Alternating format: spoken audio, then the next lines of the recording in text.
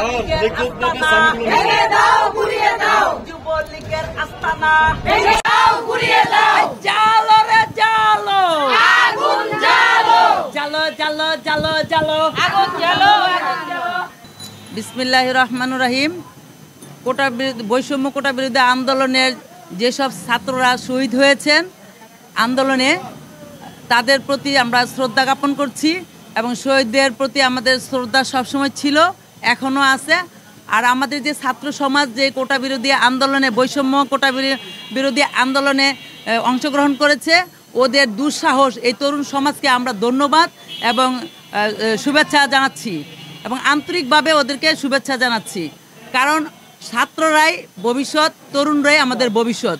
এই ভবিষ্যৎ প্রজন্মকে অভিনন্দন এবং ভবিষ্যতে ওরাই আমাদের দেশের নেতৃত্ব দিবে এবং এই নেতৃত্বের জন্য তরুণরা যেভাবে আগায় আসছে এবং রাজপথে বুক পেতে গুলি ওদের উপর বর্ষণ করা হয়েছে এবং ওরা গুলি খেয়ে আহত হয়েছে হাজার হাজার আমাদের ছাত্রছাত্রী এবং নিহত হয়েছে আমাদের অনেক ছাত্রছাত্রী ভাই ও বোনেরা। আমরা তাদের জন্য দোয়া এবং মাগফিরাত কামনা করছি, আল্লাহ যেন ওদেরকে জান্নাতবাসী করে। ঘোষণা দেওয়া হয়েছে, যে ঘোষণা বলতে কি, যখন আমরা জানতে পেরেছি যে হাসিনা পালাই গেছে, ওই মুহূর্তে মানুষের আবেগটা বেশি কাজ করছে। হাসিনা যখন দেশ ছেড়া পালাইছে, এটা যেমন একটা উৎসবের মতন হয়ে গেছে, একটা ঈদের উৎসব যেমন পেয়েছে। এখন মনে করেন যখন আপনি আনন্দ করতে যায় এরকম একটা সিচুয়েশন তৈরি করবে, এটা আসলে করা আমাদের উচিত হয় না। যারাই করেছে এটা দেশের একটা ক্ষতি করেছে। আমাদেরই সম্পদ, আমাদের ট্যাক্সের টাকা, এগুলি সব করা হয়েছে, কিন্তু এটা না করলেও পারতো। তারপর জনতা তো জনতা অতি উৎসাহে আনন্দে ওরা আপনার করতে পারে না, ওরা ডিসিশন নিতে পারে না। যাই হোক, এখন ছাত্ররা এটার সাথে, ছাত্ররা না শুধু, এখানে অনেক জনতা গেছে, সাধারণ জনতা গেছে। এখন সাধারণ জনতা এবং অন্য লোক করতে পারে, কিন্তু এটা করা একেবারেই উচিত হয় না। এটি দেশের সম্পদ রক্ষা করা আমাদের উচিত ছিল। আমরা কোনো সংঘাত করব না, আমরা কোনো প্রতিহিংসা পরায়ণ হয়ে কোনো কাজ করব না। আমরা শান্তি চাই। জাতীয়তাবাদী দল বিএনপি শান্তির প্রতীক। আমরা শান্তি চাই।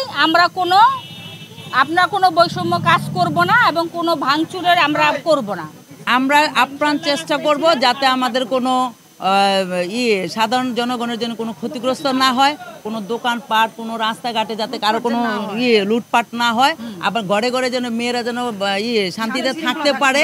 আর সংখ্যালঘুদের কথা যে কথাটা বলেছেন আপনারা, এটা আমাদের দেশনায়ক তারেক রহমান যেহেতু আমাদের নির্দেশনা দিয়েছে, ইনশাল্লাহ আমরা জাতীয়তাবাদী দল এবং মহিলা দল আমরা সবাই ঐক্যবদ্ধ হয়ে কাজ করব।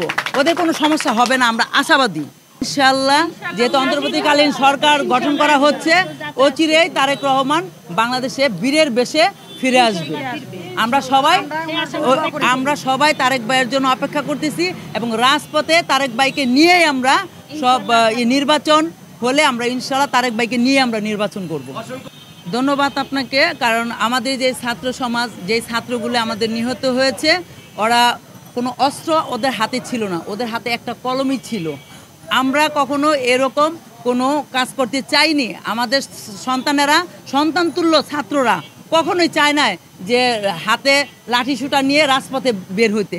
কিন্তু যখন ওরা আমাদের উপর, আমাদের ছাত্রদের উপর, আমাদের সন্তানদের উপর যখন গুলি বর্ষণ করছে, পুলিশ যখন অজস্রভাবে যখন ছাত্রলীগ সহ, যুবলীগ সহ, আওয়ামী লীগ সহ যখন গুলি বর্ষণ করছে, পুলিশের প্রোটেকশনে যখন আওয়ামী লীগ সহ, ছাত্রলীগ সহ, যুবলীগ সহ যখন গুলি বর্ষণ করছে আমাদের ছাত্রদের উপর, আমাদের সন্তানদের উপর, তখন ওরা যখন লাশ হয়ে গেছে, শহীদদের প্রতি আমাদের অবশ্যই শ্রদ্ধা আছে। আর ছাত্রলীগের অচিরেই ছাত্রলীগ, যুবলীগ, আওয়ামী লীগ যদি দেশে থাকে, ইনশাল্লাহ ওদেরকে বিচারের কাঠগড়ায় দাঁড়াতে হবে এবং আইনের আওতায় এনে ওদেরকে বিচার করা হবে। ধন্যবাদ। আফরোজা আব্বাস আমাদের সারা বাংলাদেশে, শুধু ঢাকা নয়, সারা বাংলাদেশের উনি নেত্রী এবং সে কেন্দ্রীয় কমিটির সভাপতি। আমরা তার নেতৃত্বে মহিলা দল, বাংলাদেশ জাতীয়তাবাদী মহিলা দল কাজ করছি এবং টেকনাফ থেকে তেঁতুলিয়া, রূপসা থেকে পাথুরিয়া পর্যন্ত প্রতিটা গড়ে গড়ে আমাদের মহিলা দলের প্রত্যেকটা নারীকে সে বের করে আনছে এবং রাজপথে আমরা তার নেতৃত্বে আমরা আন্দোলন করেছি। আমরা ভাবি আফরোজা আব্বাস ভাবির জন্য আমরা দোয়া করি এবং ওনার নেতৃত্বে সামনের দিনগুলোতে আমরা এগিয়ে যাব এবং ওনার নেতৃত্ব ইনশাল্লাহ সাফল্যভাবে আমরা রাজপথে ছিলাম, অতীতে ছিলাম, বর্তমানে আছি, ইনশাল্লাহ ভবিষ্যতে আমরা থাকবো এবং আফরোজা আব্বাসের হাতকে আমরা মহিলা দল আরও শক্তিশালী করব।